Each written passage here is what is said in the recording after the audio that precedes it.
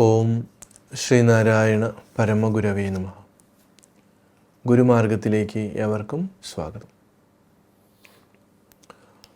നമ്മളുടെ ദൈനംദിന ജീവിതത്തിൽ എപ്രകാരമാണ് അറിവിൻ്റെ അഭാവം കൊണ്ട് പ്രശ്നങ്ങളുണ്ടാകുന്നത്, അശാന്തി ഉണ്ടാകുന്നത് എന്ന് ഗുരു ശാസ്ത്രീയമായി തന്നെ നമ്മെ ചിന്തിപ്പിക്കുകയാണ്.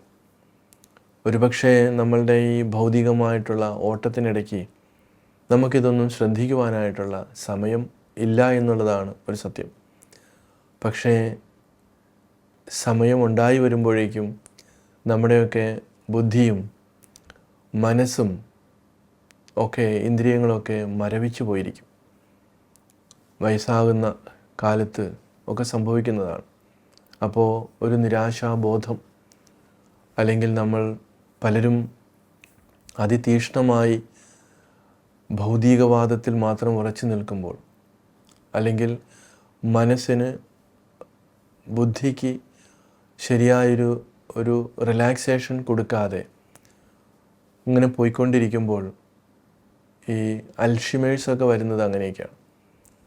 പലപ്പോഴും വലിയ വലിയ ആളുകൾ ഒക്കെ അവസാനം അവരുടെ ഓർമ്മകളൊക്കെ നശിച്ചിട്ട് പരസ്പര വിരുദ്ധമായിട്ടുള്ള കാര്യങ്ങളൊക്കെ പറയുകയും അങ്ങനെ ഒരു അവസ്ഥയിലേക്കൊക്കെ പോകുന്നത് നമ്മൾ കണ്ടിട്ടുണ്ട്.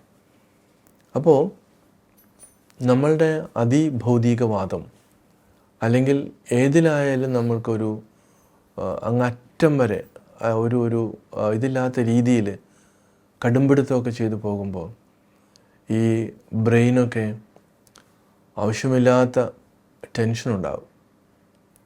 അത് വരാതിരിക്കാൻ മഹർഷിമാർ പറഞ്ഞു, ദിവസവും കുറച്ച് ധ്യാനിക്കണം. ഒന്നും പറ്റിയില്ലെങ്കിലും കുറച്ച് കണ്ണടച്ചിരുന്നിട്ട് നമ്മുടെ മനസ്സിനെ ഒന്ന് നിരീക്ഷിച്ചാൽ മതി.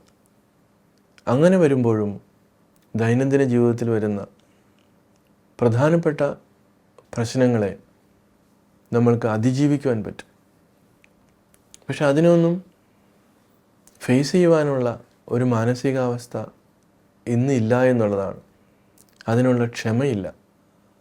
അങ്ങനെ നമ്മളിങ്ങനെ ഓടിക്കൊണ്ടിരിക്കുകയാണ് ഭീകരമായ രീതിയിൽ.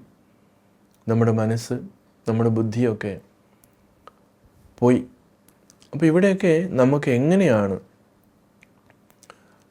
നമുക്കൊരു ബാലൻസിലേക്ക് നമുക്ക് നിലനിർത്തുവാനും മറ്റുള്ളവരെ സഹായിക്കുവാനും ഒക്കെ സാധിക്കുന്നത്?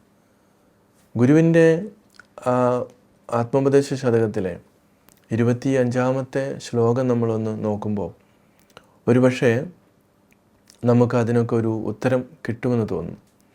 ഗുരു പറയുന്നു, ഒരുവന് നല്ലതും അന്യനല്ലലും ചേർപ്പൊരു തൊഴിൽ ആത്മവിരോധി ഓർത്തിടേണം. പരനു പരം പരിതാപമേകിടുന്നോർ എരിനരകാബ്ദിയിൽ വീണെരിഞ്ഞിടുന്നു. അപ്പോൾ ഗുരു പറയാണ്, ഒരുവന് നല്ലതും മറ്റൊരാൾക്ക് ചീത്തയും, അത് ആത്മവിരോധിയാണ്. ഒരാൾക്ക്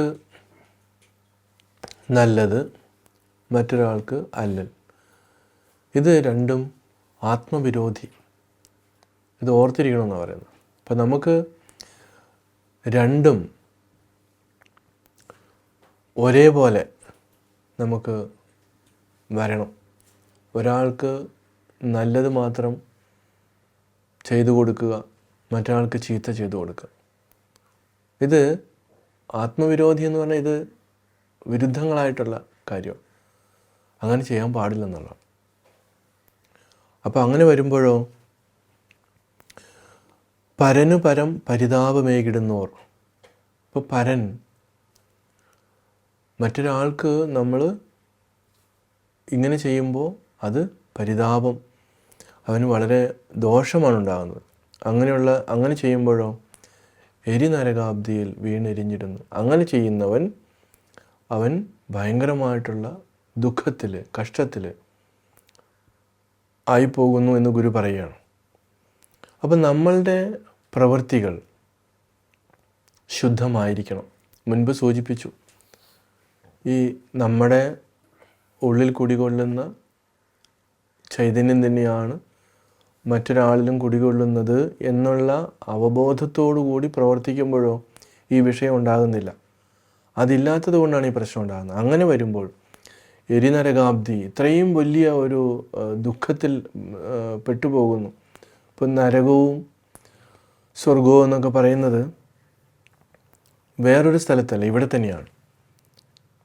അപ്പോൾ എന്തുകൊണ്ടാണ് ഈ ഇങ്ങനെയുള്ള, ഇപ്പോൾ ചില ആളുകൾക്ക് അതിഭയങ്കരമായിട്ടുള്ള മാറാവ്യാധികൾ അല്ലെങ്കിൽ ഒന്നിനു പുറകെ ഇങ്ങനെ ദുരന്തങ്ങൾ മാത്രം ഉണ്ടാകും നമ്മൾ കാണുന്നുണ്ട്. നമ്മളുടെ യുക്തിക്കും ബുദ്ധിക്കും ഒന്നും അത് പിടികിട്ടണമെന്നില്ല. അവിടെയാണ് ഗുരുക്കന്മാർ പറഞ്ഞ കാര്യങ്ങൾ നമ്മൾ ഓർക്കേണ്ടത്. ഈ ജന്മത്തല്ലെങ്കിൽ മുൻ ജന്മങ്ങളിൽ അയാൾ മറ്റുള്ളവർക്ക് അത്രമാത്രം ഉപദ്രവം ഉണ്ടാക്കി വെച്ചിട്ടുണ്ടാവും. അപ്പോൾ അത്രയും ദോഷം ചെയ്തിട്ടുള്ളൊരു വ്യക്തി അത് അനുഭവിക്കേണ്ടതായിട്ടുണ്ട്. അത് കർമ്മത്തിൻ്റെ തിരിച്ചടിയാണ്. അത് നമ്മൾ ആരായാലും തിരിച്ചത് കിട്ടിയിരിക്കും എന്നുള്ളതാണ്. അപ്പോൾ ഒരിക്കലും നമ്മൾ ആരെയും ഉപദ്രവിക്കാതിരിക്കുക, ആർക്കും മാനസികമായിട്ടുള്ള ബുദ്ധിമുട്ടുണ്ടാകാതിരിക്കുക. ഒരുപക്ഷെ നമ്മൾ കൈകൊണ്ട് ഒരാൾക്കൊരു അടി കൊടുത്താൽ ആ വേദന കുറച്ച് കഴിയുമ്പോൾ മാറും. പക്ഷെ നമ്മൾ വാക്കുകൊണ്ടാണെങ്കിലോ അതൊരിക്കലും മാറില്ല. അത് വലിയൊരു ശാപമായിട്ട് ഇങ്ങനെ കിടക്കും. അതൊക്കെ വലിയ